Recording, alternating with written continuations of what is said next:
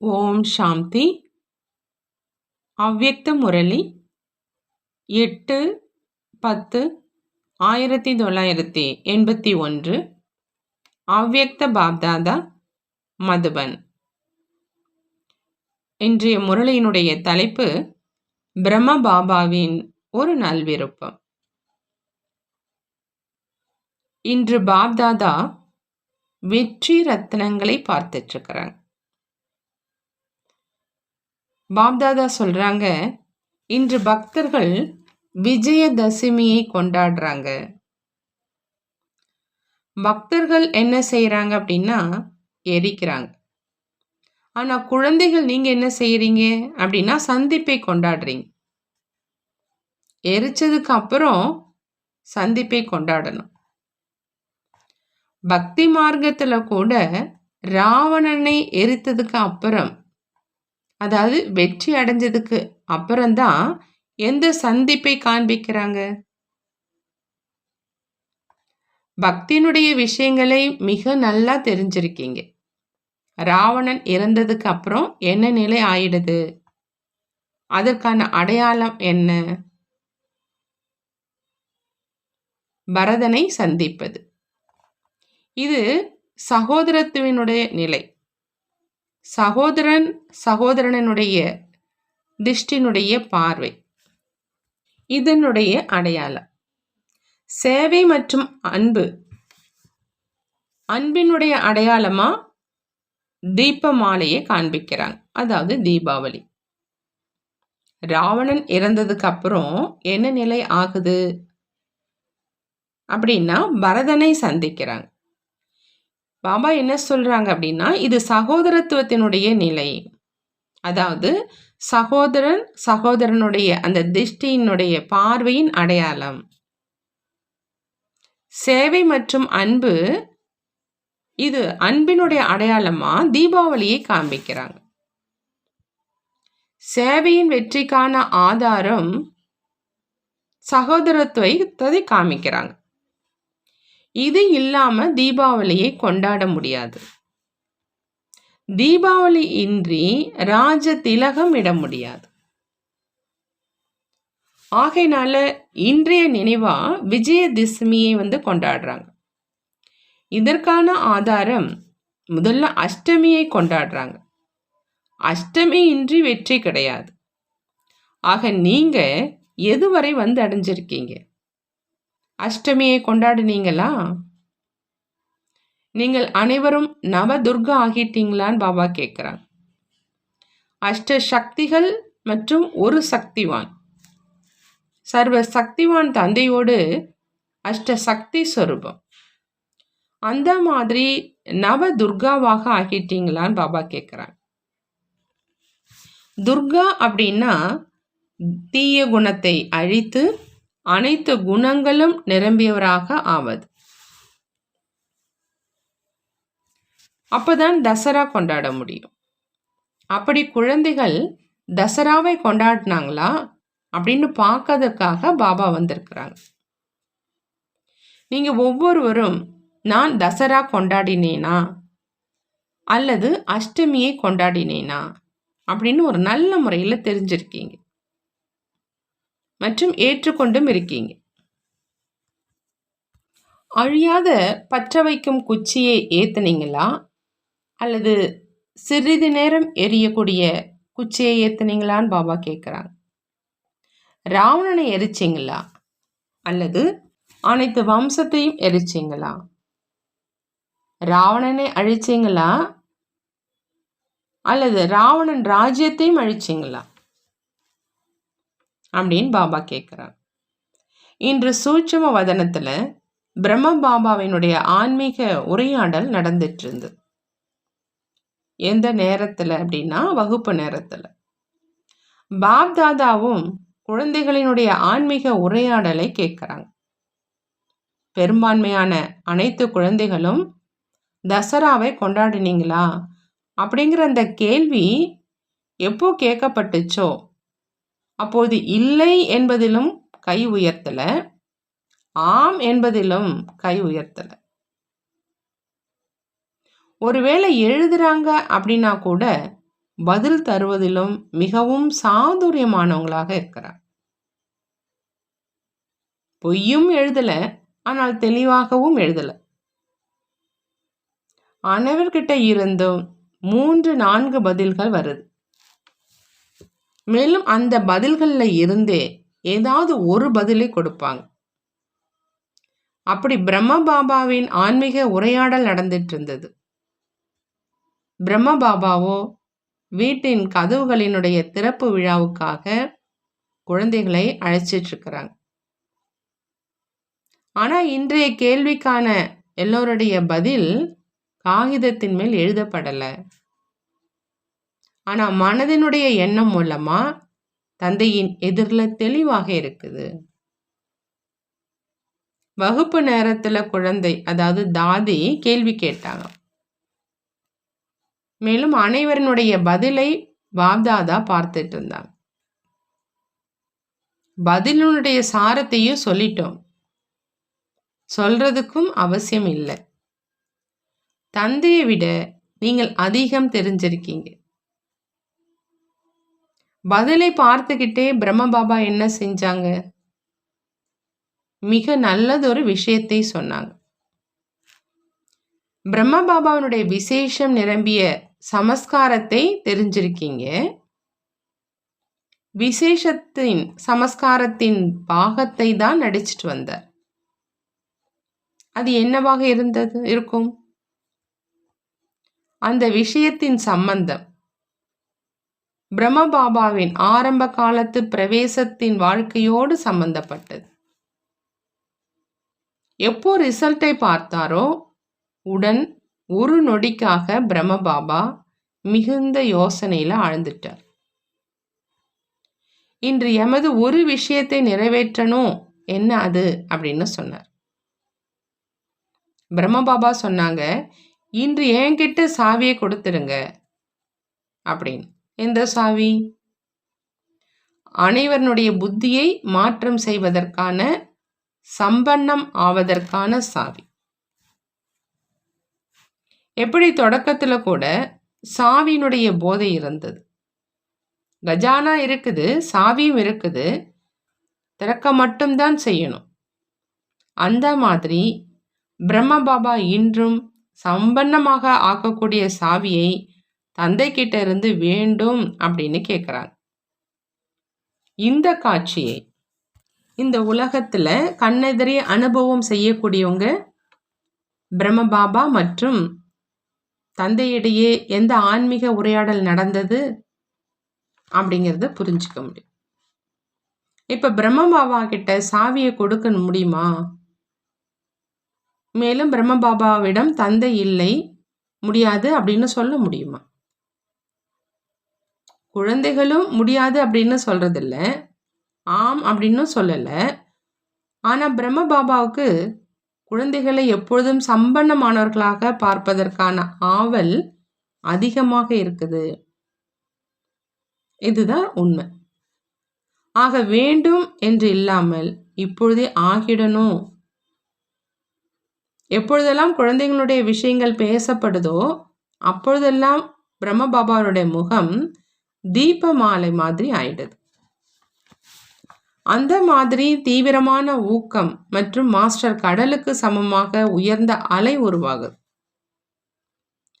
அந்த ஊக்கம் அப்படிங்கிற உயர்ந்த அலையில அனைவரையும் சம்பன்னமாக ஆக்கி தீப ஒளியில ஏற்றிடணும். பிரம்ம பாபாவின் சாகார சரித்திரத்திலும் பிரம்ம பாபாவுக்கு பிறந்ததிலிருந்தே ஒரு வார்த்தை பிடிக்காது. இதையும் நீங்க அனுபவம் செஞ்சிருக்கீங்க இல்லையா?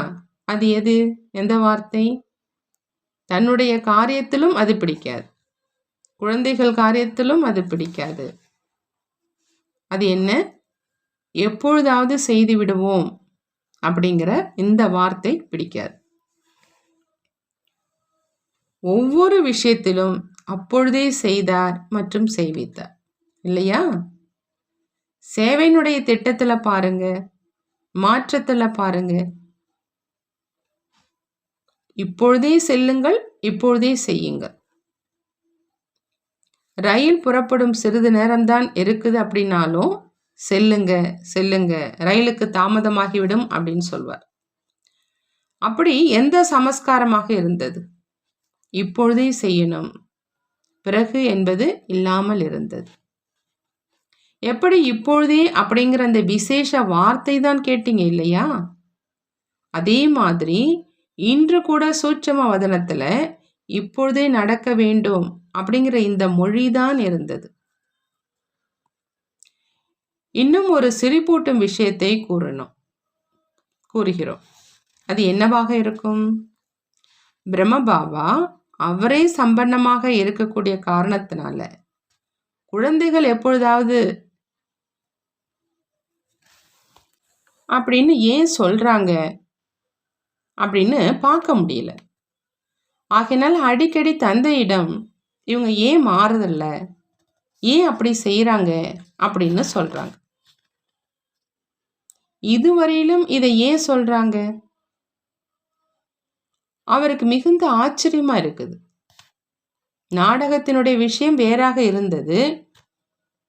இது ரமணிகரமான சிரிப்பூட்டும் விஷயம். நாடகத்தை தெரிஞ்சிருக்கல அப்படின்னு அப்படி இல்லை. ஆனா பார்த்து பார்த்து அன்பின் காரணமா தந்தையோடு சிரிச்சுக்கிறாங்க. தந்தையோடு சிரிப்பூட்டக்கூடிய விஷயங்களை பகிர்ந்து கொள்வதற்கும் அனுமதி இருக்குது இல்லையா? தந்தையும் புன்முறுவலிட்டு கொள்கிறார். அப்படி இப்போ பிரம்மபாபா என்ன விரும்புறாங்க அதை தெரிஞ்சிருக்கீங்க. இப்பொழுது விடுபட்டவராகி முக்தி தாமத்தினுடைய வாசலை திறப்பதற்காக தந்தையோடு துணைவர்களாக ஆகுங்க. இதுதான் குழந்தைகள் மேல் உள்ள பிரம்மபாபாவினுடைய நல்ல விருப்பம். பிரம்மபாபாவுடைய நல்ல விருப்பம் இப்போ விடுபட்டவராகி முக்தி தாமத்தினுடைய வாசலை திறப்பதற்கு தந்தையோடு துணைவர்களாக ஆகணும். முதல்ல தந்தையினுடைய நல் விருப்பம் அப்படிங்கிற தீபத்தை ஏற்றி தீபாவளி கொண்டாடுங்க. இந்த ஒரு தீபத்தின் மூலமே தீபாவளி இயல்பாக ஆயிடும். புரிந்ததா அப்படின்னு பாபா கேட்குறாங்க. நல்லது.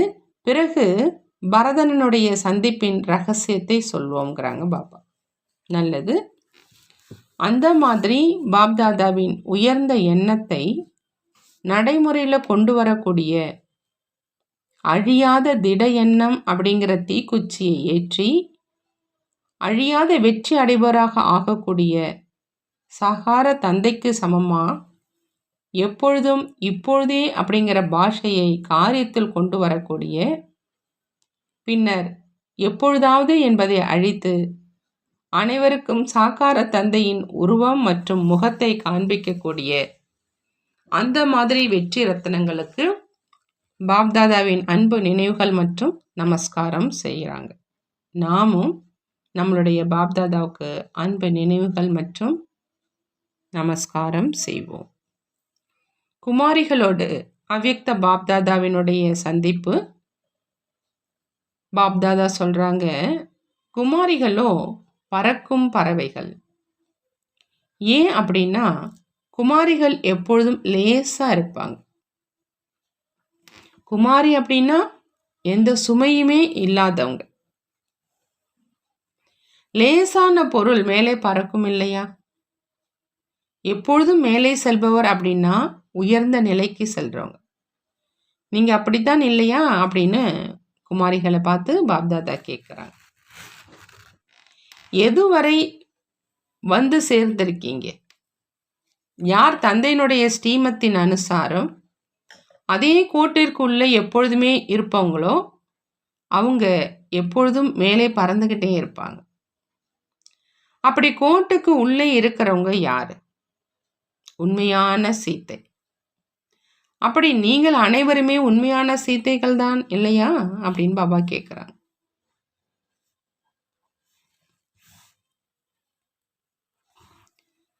உறுதியா இருக்கீங்களா? கோட்டிற்கு வெளியே கால் வந்தது அப்படின்னா ராவணன் வந்துடுவான். யாராவது காலை வெளியில் வைத்தார்கள் என்றால் நான் கடத்தி சென்றிட வேண்டும் அப்படின்னு ராவணன் காத்திருக்கிறான். அப்படி குமாரிகள் அப்படின்னா உண்மையான சீத்தைகள். இங்கிருந்து வெளியில் சென்றதுக்கு அப்புறம் மாறிடக்கூடாது. ஏன் அப்படின்னா மதுபன்ல வாயுமண்டலத்தினுடைய வரதானத்தின் பிரபாவம் இருக்குது. இங்க அதிகப்படியான லிஃப்ட் கிடைக்குது. அங்கே கடின உழைப்பு செய்து நடந்து கொள்ள வேண்டியதாக இருக்கும். குமாரிகளை பார்த்து பாப்தாதாவுக்கு 1000 மடங்கு குஷி ஏற்படுது. ஏன் அப்படின்னா கசாப்பு கடைக்காரன்ட்ட இருந்து தப்பிச்சிட்டாங்க. ஆகையினால குஷி இருக்கும் இல்லையா? நல்லது. இப்பொழுது திடமான உறுதிமொழி எடுத்துக்கிட்டு போங்க. அடுத்தது பாப்தாதா பாண்டவர்களோடு சந்திக்கிறாங்க. பாப்தாதா கேட்குறாங்க பாண்டவர்கள்ட்ட, அனைத்து பாண்டவர்களும் சக்தி சொர்பமாக இருக்கீங்க இல்லையா அப்படின்னு. சக்தி மற்றும் பாண்டவர்கள் இணைந்திருக்கீங்களான்னு கேட்குறாங்க.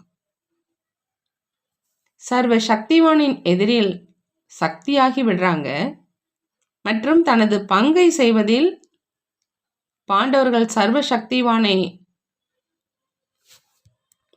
சக்தியாகி நினைவு செய்யல அப்படின்னா மகிழ்ச்சி ஏற்படாது. ஆத்மா சீத்தை, அவர் ராம். அப்படி இந்த பங்கை செய்வதிலும் மிகுந்த மகிழ்ச்சி இருக்குது. இந்த பங்கு தான் சங்கமேகத்தின் அனைத்தையும் விட அதிசயமான ஒன்று. இதுல பாண்டவர்கள் சக்திகள் ஆகிடுறாங்க மற்றும் சக்திகள் சகோதரராக ஆயிடுறாங்க. இதுல இருந்து தேக உணர்வை மறந்துட்டாங்க அப்படிங்கிறது நிரூபணமாகுது. ஆத்மாவில் 2 சமஸ்காரமும் இருக்குது. ஏன் அப்படின்னா சில நேரம் ஆணினுடைய பங்கையும் சில நேரம் பெண்ணினுடைய பங்கையும் செய்திருக்கிறீர்கள் இல்லையா? சங்கமேகத்துல காதலியாகி காதலனை நினைவு செய்யறதுல மிகுந்த மகிழ்ச்சி இருக்குது. சக்தியாகி சர்வ சக்திவானை நினைவு செய்யணும். சீத்தையாகி ராமை நினைவு செய்யணும். அடுத்ததாக பாப்தாதா தாய்மார்களோடு சந்திக்கிறாங்க. சக்தி சேனை எப்பொழுதும் ஆயுதங்கள் தரித்தவர்கள் தான் இல்லையான்னு கேட்குறாங்க. சக்திகளினுடைய அலங்காரமே ஆயுதங்கள் தான். யார் எப்பொழுதுமே ஆயுதம் ஏந்தியவரோ அவர்தான் எப்பொழுதும் மகாதானி வரதானியாக இருக்கிறார். அனைத்து ஆயுதங்களும் தன்னிடம் எப்பொழுதும் இருக்குதா? சில நேரம் மட்டுமல்ல, எப்பொழுதுமே. சக்திகளினுடைய தபஸ்யா சர்வ சக்திவானை இங்கே கொண்டு வந்து இப்போது சக்திகள் சர்வ சக்திவானை பிரத்யட்சம் செய்யணும். ஒவ்வொரு அடியிலும் வரதானங்கள் கொடுத்துக்கிட்டே செல்லுங்க. சுப பாவனையோடு அனைவருக்கும் வரதானம் கொடுக்கணும். சுக கடலினுடைய குழந்தைகள் எப்பொழுதும் சுக சொரூபத்தில் இருக்கிறீர்கள் தான் இல்லையா அப்படின்னு பாபா கேட்கிறார். எப்பொழுதும் சந்திப்பு கொண்டாட்டத்தின் குஷியில் ஆடிக்கொண்டே இருக்கிறீர்கள் தான் இல்லையா? உணவு சாப்பிட்டு கொண்டும் அறிந்து கொண்டும் சென்று கொண்டும் கூட என்ன அளவில் கூட சோக மற்றும் துக்கத்தினுடைய உணர்வு வர வேண்டாம். எப்பொழுதும் சுக சொரூபமானவர்கள் துக்கத்துக்கு விவாகரத்து கொடுப்பாங்க. ஏன் அப்படின்னா துக்கமான உலகத்துல அரைக்கல்பம் இருந்தோ இப்பொழுதோ சுகமாக இருப்பதற்கான வாய்ப்பு சுக கடல் கிடைச்சிருக்கிறார் அப்படின்னா எதற்காக துக்கம் இருக்கும்? எப்பொழுதுமே சுகமானவர் அப்படிங்கிற இந்த வரம் தான் தந்தை கிட்ட இருந்து நிரந்தரமாக கிடைச்சிருச்சு. நல்லது. பாப்தாதா கேள்வி கேட்குறாங்க. எப்பொழுது ஸ்தூல சாதனம் முடிவடைந்து விடுமோ அந்த நேரம் சேவை செய்வதற்காக இப்பொழுதிலிருந்தே எந்த விஷயத்தின் மேல் கவனம் வேணும்?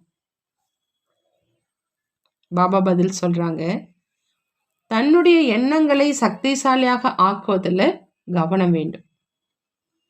அதன் மூலமாக தான் அதனுடைய பிரபாவம் வெகு தூரம் வரை சென்றடையும்.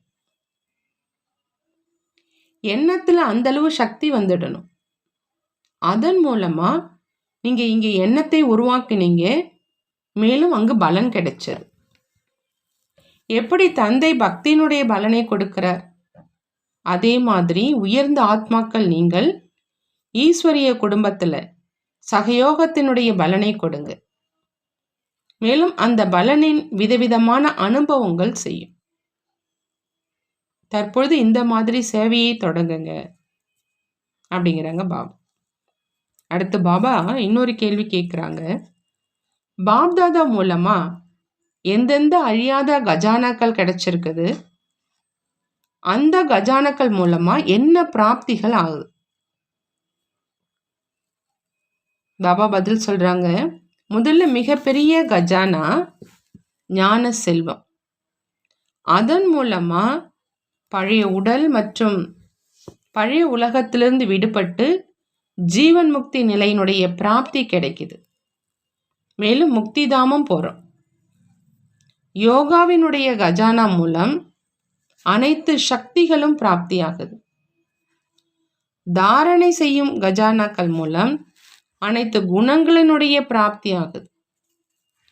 சேவையினுடைய கஜானாக்கள் மூலம் ஆசீர்வாதங்களினுடைய கஜானா, குஷியினுடைய கஜானா பிராப்தி ஆகுது.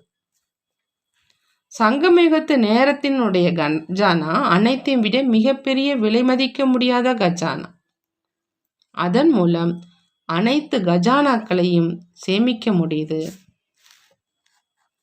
அடுத்து பாப்தாதா இன்னொரு கேள்வி கேட்குறாங்க. சங்கமயுகத்தினுடைய காலம் ஏன் விலை மதிக்க முடியாதது? பாபா பதில் சொல்றாங்க. ஏன் அப்படின்னா, சங்கமயுக காலத்துல தான் பரமாத்மா தந்தை மற்றும் பரமாத்மாவினுடைய குழந்தைகளின் இனிமையான சந்திப்பு நடக்குது. அது வேறு எந்த யுகத்திலையும் கிடையாது. சங்கமயுக காலத்தில் தான் பாப்தாதா மூலமா அனைத்து கஜானாக்களும் பிராப்தி ஆகுது. மேலும் வேறு எந்த யுகத்திலும் சேமிப்பு கணக்கு சேமிப்பு செய்வதற்கான வங்கியே இல்லை. சங்கமயுக காலத்துல ஒரு பிறவியில அநேக பிறவிகளுக்கான கஜானாவை சேமிக்க முடியும். பாபா அடுத்த கேள்வி கேட்குறாங்க. கஜானாக்களை கொடுப்பவர் ஒருவர் அனைவருக்கும் ஒரே மாதிரி ஒரே நேரத்தில் கொடுக்கிறார். ஆனால் கஜானாவை தாரணை செய்வதில் வரிசை கிரமம் ஆயிடுறாங்க. ஏன்? கஜானாக்களை கொடுப்பவர் ஒருவர் அனைவருக்கும் ஒரே மாதிரி ஒரே நேரத்தில் தான் கொடுக்கிறார். ஆனால் அந்த கஜானாவை தாரணை செய்வதில் வரிசை கிரமம் ஆயிடுறாங்க. ஏன்? பாபா பதில் சொல்றாங்க. ஏன் அப்படின்னா, தாரணை செய்யறதுல ஒவ்வொருவருக்கும் அவங்கவுங்களுக்கு என்று முயற்சி இருக்குது. ஒன்று, தன்னுடைய முயற்சி மூலம் பிராப்தியை உருவாக்க முடியும். இரண்டாவது, எப்பொழுதும் சுயம் தான் திருப்தியாக இருப்பது மற்றும் அனைவரையும் திருப்திப்படுத்துவது. அப்படி திருப்தியினுடைய விசேஷம் மூலம் கஜானாவை சேமிக்க முடியும். மேலும் மூன்றாவது, சேவை மூலமாக குஷியினுடைய கஜானாவை பிராப்தி செய்ய முடியும். அடுத்து பாபா கேள்வி கேட்குறாங்க. உறவு தொடர்புல வந்து கொண்டே எந்த விஷயத்துல கவனம் இருந்தா சேவையில புண்ணியம் மற்றும் ஆசீர்வாதங்களுடைய கணக்கை மிக சுலபமாக சேமிப்பு செய்ய முடியும். எப்பொழுது பாபா பதில் சொல்றாங்க, எப்பொழுதும் தான் ஒரு கருவி அப்படிங்கிற உணர்வு, பணிவாக இருப்பது, சுயநலமற்று இருப்பது, ஒவ்வொரு ஆத்மாவுக்காகவும் சுப பாவனை மற்றும் சுப விருப்பங்கள் இருந்தது அப்படின்னா சேவையில் அல்லது உறவு தொடர்பில் வந்துக்கிட்டே புண்ணியத்தினுடைய கணக்கு மற்றும் ஆசீர்வாதங்களுடைய கணக்கை மிக சுலபமாக சேமிக்க முடியும். நல்லது. அடுத்து பாபா இன்னொரு கேள்வி கேட்குறாங்க. எந்த வார்த்தை பிராமணர்களுடைய பாஷையினுடையதாக இருக்க முடியாது? பாபா பதில் சொல்றாங்க. விரும்பாவிட்டாலும் நடந்துடுது அப்படிங்கிற இந்த வார்த்தையை மாஸ்டர் சர்வ சக்திவான் ஆத்மாக்கள் சொல்லக்கூடாது. விருப்பம் ஒன்று மற்றும் செய்யும் காரியம் இன்னொன்றாக இருக்குது அப்படின்னா சிவசக்தி அப்படின்னே சொல்ல மாட்டோம். சிவசக்தி அப்படின்னா அடிமை அல்ல, அதிகாரி. அடிமைத்தனத்தினுடைய வார்த்தைகள் பிராமண பாஷையினுடையது அல்ல. பாபா இன்னொரு கேள்வி கேட்குறாங்க. தந்தையின் நினைவில் மூழ்கி இருப்பது அக்னியினுடைய காரியம் செய்து எப்படி? பாபா பதில் சொல்றாங்க. எப்படி அக்னியில் ஏதாவது ஒரு பொருளை போட்டீங்க அப்படின்னா அதனுடைய பெயர், ரூபம், குணம் எல்லாமே மாறிடுது இல்லையா? அதே மாதிரி எப்போ தந்தையினுடைய நினைவில் மூழ்கியிருக்கும் அக்னியில் இருக்கீங்க அப்படின்னா பரிவர்த்தனை ஆக்கிடுறீங்க இல்லையா? மனிதனிலிருந்து பிராமணனாக ஆக்கிடுறீங்க. பிறகு பிராமணனிலிருந்து பரிசுத்த ஆகி தேவதையாக ஆயிடுறீங்க. ஆக எப்படி பரிவர்த்தனை ஆச்சு? மூழ்கி இருக்கும் அக்னி மூலமா தன்னுடையது என்பது எதுவுமே இல்லை. மனிதன் மனிதனாக இருக்கல, பரிசுத்த ஆகிட்டாங்க. எப்படி பச்சை மண்ணை அச்சில் போட்டு நெருப்புல போடுறாங்க அப்படின்னா அது என்னவாக ஆகுது? செங்கல்லாக. அதே மாதிரி இதுவும் பரிவர்த்தனை ஆயிடுது. ஆகையினால இந்த நினைவை தான் ஜுவாலா ரூபம் அப்படின்னு சொல்றது. ஜுவாலாமுகியும் பிரசித்தியாக இருக்குது அப்படின்னா ஜுவாலா தேவி மற்றும் தேவதைகளும் பிரசித்தியாக இருக்கிறாங்க. நல்லது. பாபா வரதானம் கொடுக்கறாங்க. ஒரு தந்தையில் முழு உலகத்தை அனுபவம் செய்யக்கூடிய எல்லைக்கு அப்பாற்பட்ட வைராக்கியம் உடையவராக ஆகுக. எல்லைக்கு அப்பாற்பட்ட வைராக்கியம் உடையவங்களாக ஆகணும் அப்படின்னா அதுக்கு பாபா சொல்றாங்க, ஒரு தந்தையில முழு உலகத்தை அனுபவம் செய்யணும். யார் தந்தை மட்டும் தன்னுடைய உலகம் அப்படின்னு நினைக்கிறாங்களோ அவங்க தான் எல்லைக்கு அப்பாற்பட்ட வைராக்கியம் உடையவர்களாக ஆக முடியும். யாருக்கு தந்தைதான் உலகம் என்று இருக்குதோ அவங்க தன்னுடைய உலகத்துல மட்டும்தான் இருப்பாங்க, மற்றதுல போக மாட்டாங்க. அப்படின்னா சுலபமாகவே விலகிடுவாங்க. உலகத்துல நபர் மற்றும் பொருள்கள், சாதனங்கள் அனைத்தும் வந்துடுது. தந்தையினுடைய செல்வமாக இருப்பது என்னுடைய செல்வம். இந்த நினைவுல இருக்கிறதுனால எல்லைக்கு அப்பாற்பட்ட வைராக்கியம் உடையவராக ஆயிடுறாங்க. யாரையும் பார்த்தும் பார்க்காமல் இருப்பாங்க, தென்படவே மாட்டாங்க. ஸ்லோகன்: சக்திசாலியான நிலையை அனுபவம் செய்வதற்காக ஏகாந்த மற்றும் ரமணிகரத்தின் சமநிலை வைங்க. பாபா சொல்றாங்க, ஏகாந்த மற்றும் ரமணிகரத்தின் சமநிலை இருந்தா சக்திசாலியான நிலையை அனுபவம் செய்யலாம். நல்லது. ஓம் சாந்தி. நன்றி பாபா, நன்றி.